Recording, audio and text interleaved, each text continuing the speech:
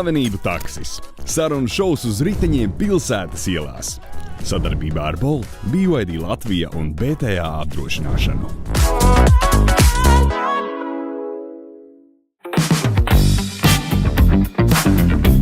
Šajā slavenību taksometras epizodē taksometra vadītāja lomā iejutīsies aktieris un populārais pasākumu vadītājs Mārtiņš Počs, kurš ir bijis gan teātra izrādēs, gan filmās, parādot skatītājiem savu daudzpusību un spēju pielāgoties dažādiem žanriem un lomām.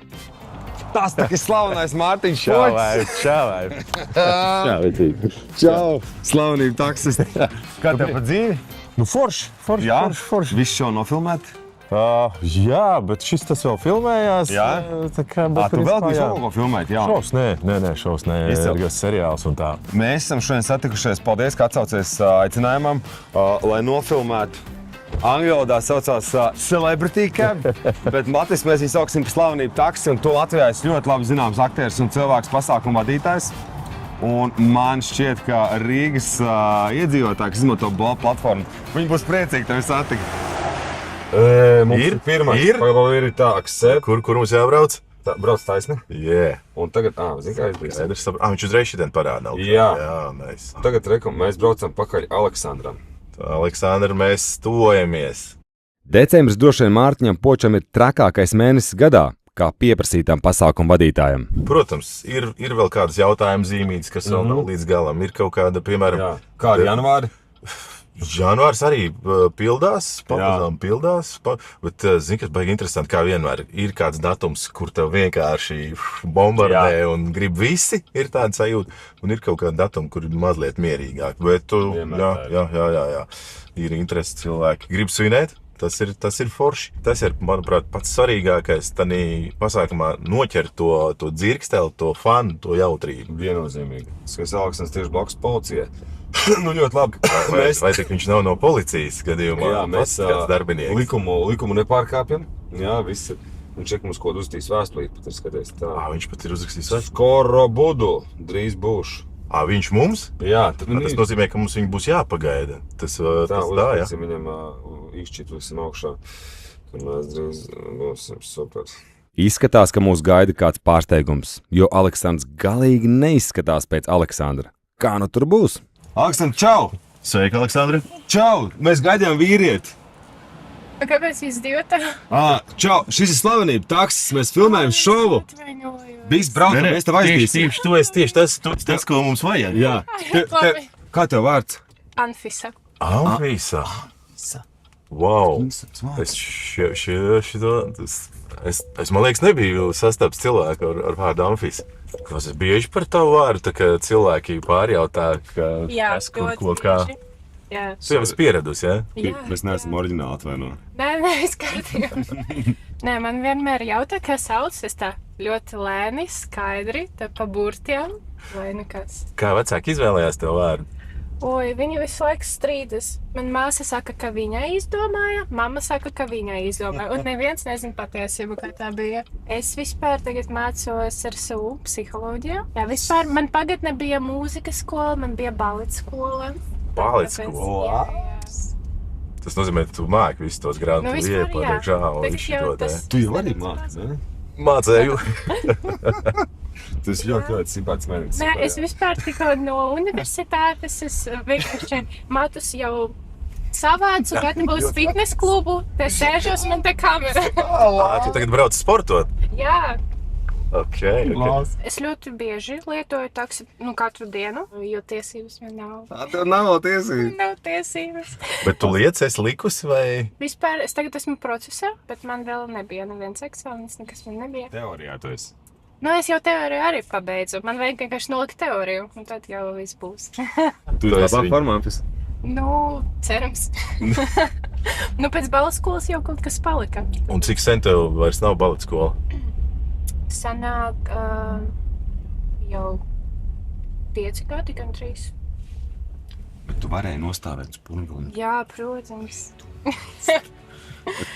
Es vienmēr domāju, par balerīnām, viņām tās izdienas pensijas un viss. Bet tu nesabojāji savus kāju pirkstus? Un tu esi jauna vēl ļoti. Es aizgāju pirms tā. Es pamanīju, ka man jau sākas tur kaut kas ar gurniem, ar ceļiem, tur ar pirkstiem, viss tas deformēties, un es aizgāju prom. Tas bija iemesls, jā, vai? Jā, arī tas, jā.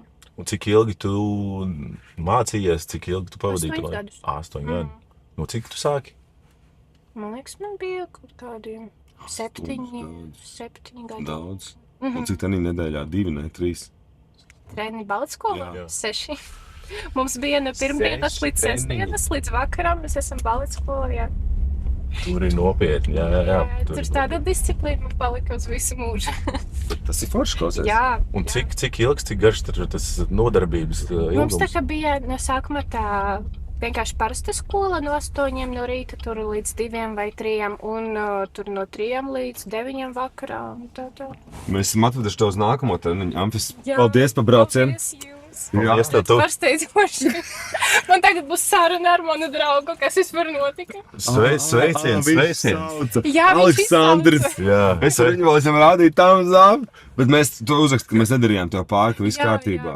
Jā. Un ka tu biji mans pirmais klients. Paldies tev. Jā, man arī. Jā. Esmu šokā. Lai forši diena, lai labs treniņš. Čau. Paldies, čau.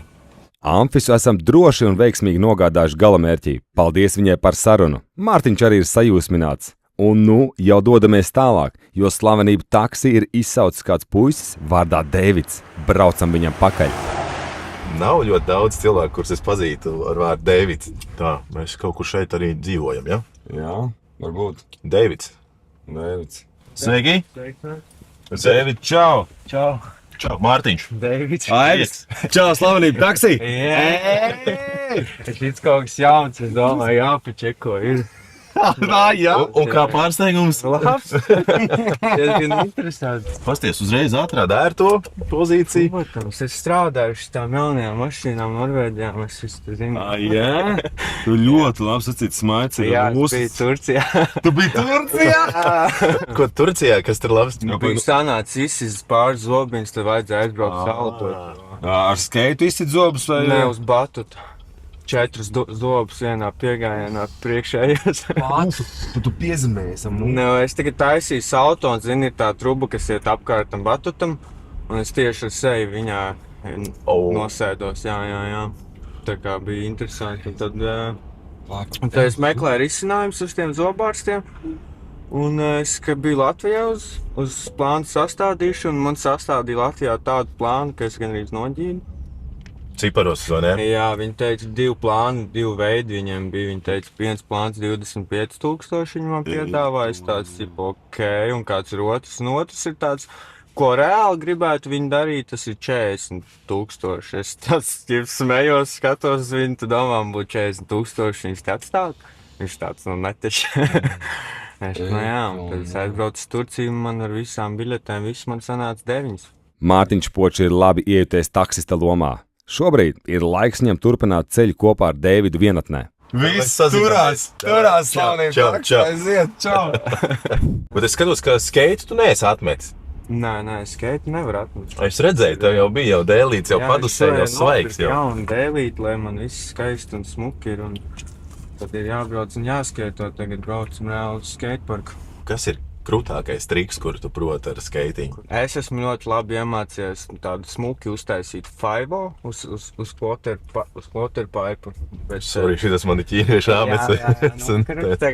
Tas nav tāds baigi nekas krūts, bet man ļoti labi viņš sanāk. Man visi saka, Deivi, ka tu to taisi, tas vienkārši izstās ļoti labi. Kā viņš izskatās, tas triks tev jāizstāst? Tā kā, ja tu brauc, tā kā ir rampa, Jā. tad tu brauc pa viņu un tad kā pa to trubu tā kā noslaido. Un tikai ar aizmugurējiem trekiem sanāk. Ok. Bet tev ir jābūt arī tā kā ieliekušam, ja tev ir tāda tā kā inercīta jāiet. Un tas ļoti tā kā bija bailīgi, jo ja to pištēls aiziet uz augšu, tad tu vienkārši ļoti sāpīgi nokrīt un tam līdzīgi. Man vēl 2 gadi arī apakaļ vēl sanāca rītīgi satraumēties, tāpēc tagad tas skaits tādu, bišķi bailīgāk ir, kaut ko mēģināt vairāk. Bija muguri ielauz 2 gadu apakaļ.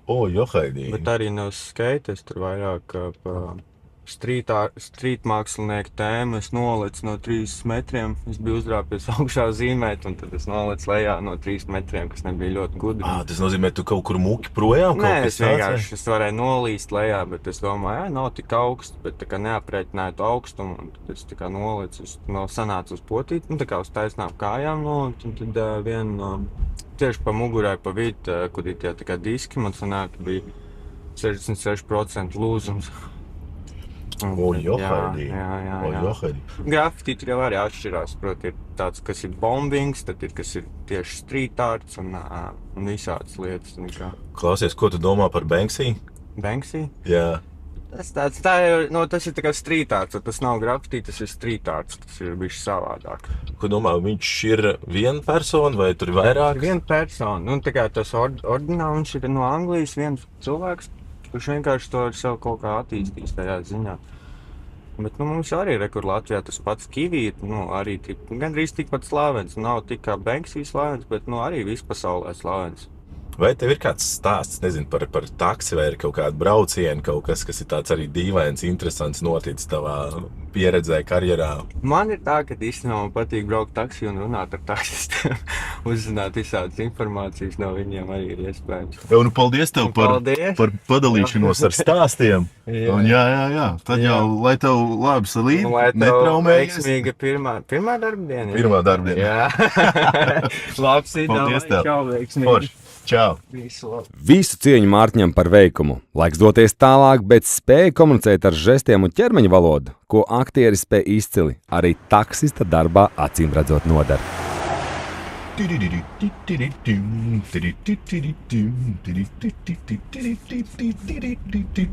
Wow! Ko šobrīd mēs esam uz Antonijas ielas. Skatos, ka klusajā centrā arī ir kluss. Neviens šobrīd nevēlas braucienu. Laižam uz Vecrīgu. Tad jau redzēs, kā tur veiksies. Tā arī interesanti braucieni. Tā man ir Jānis. Jānis būs braucējs ar mani. Apkārtējās vides trokšņi laikam spēja samulsināt pat rūdītākās skatuves zvaigznes. Bet Mārtiņš izskatās, ka ir nokļuvis pie nākamā pasažiera vārdā Jānis. Sveiks, Jāni! Mārtiņš! Jānis. Klau, sorry, es mazliet te apju pirmā diena. Pirmā diena pie stūras. Es ceru, ka es tev neliku ilgi gaidīt. Nē, galīgi nē, kārtībā. Nav steiga šodien. Es sapratu, ka tur jāierauj, un es zinu, kā šitādā formātā baigi neesmu. Nav steiga. Tas nozīmē, ka tāds mierīgāk darba diena? Nē, bet, kā saka, tā darba dienā tas laika jēdziens ir ne konkrētā standarta rāmjos. Zini, ka tas var savu laiku bišķi paplānot, kā man ērtāk. Ok. Tas tu, kā saka, pats savas laimes kalējs.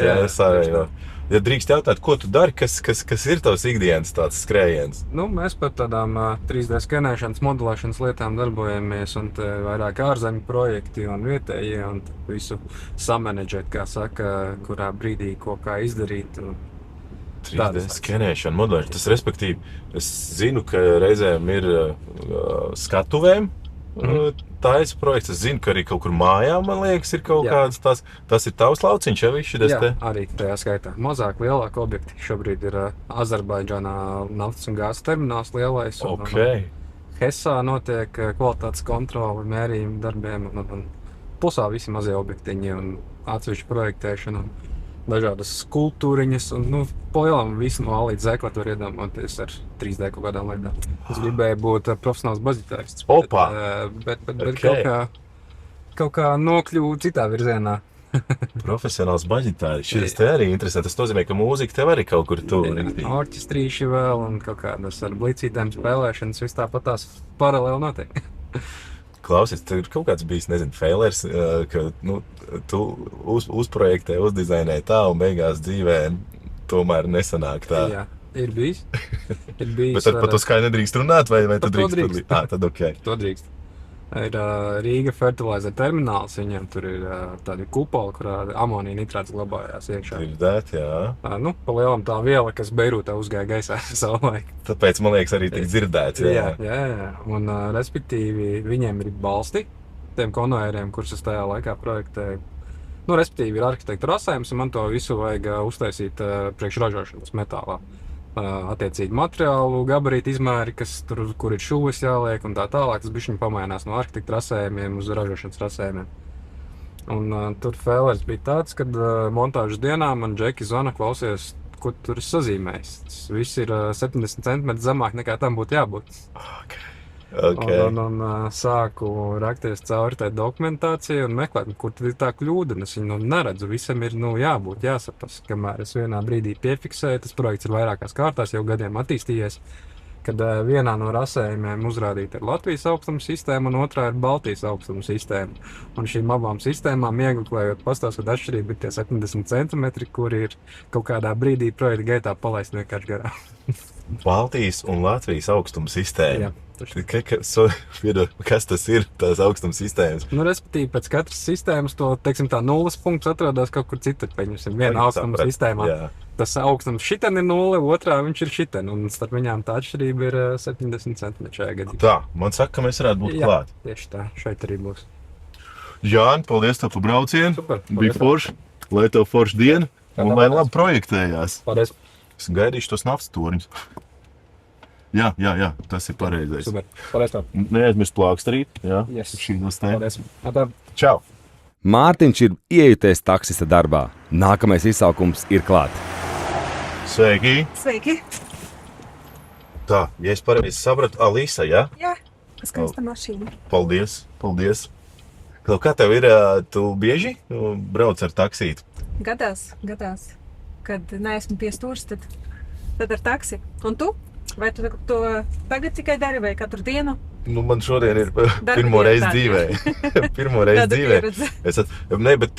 Bet zini kā, reizēm tu draugiem jūties kā taksists tādā ziņā, ka ir kāda ballīte, un ja tu nelieto alkoholu, tad visu brauc. Bet tas jau ir kopīgs projekts, kopīga Jā, visi braukšana. mēs dažreiz esam takša vadītāji. Un tas ir baigi forši, jo tad, manuprāt, ļauj draugiem atpūsties un parūpējies par to visu. Tā, tas ir tāds feins. 9 gadus atpakaļ es biju aizlidojusi uz Buenos Airesu un biju jaunāka un dulāka un neko nebiju ieplānojis un vispār izrādījās, ka es arī stundu atšķirību un viss kaut kas, un es biju pat atbraukusi citā dienā, nekā es biju iedomājusies, kad man bija jāatbrauc. Bet tas ir sīkums, bet respektīvi es stāvu lidostā ar savām 2 bagāžām un domāju, ko darīt? 2 lielie koferi, jā? Jā, 2 koferi, domāju, kaut kā jābrauc. Es pat nebiju ieplānojis, kā tur līdz centram tikt uz to adresi, internets telefonā man toreiz arī nebija. Un jā, un skatos, tur vīrietis kāds arī ilgu laiku stāv un ar tabuliņu, acīm redzam, kādi jāsatiek. Es padomāju, labi, aiziešu pie tā vīrieša un paprasīšu vispār, lai viņš pieskata manus koferus, kamēr es tur naudu samainu.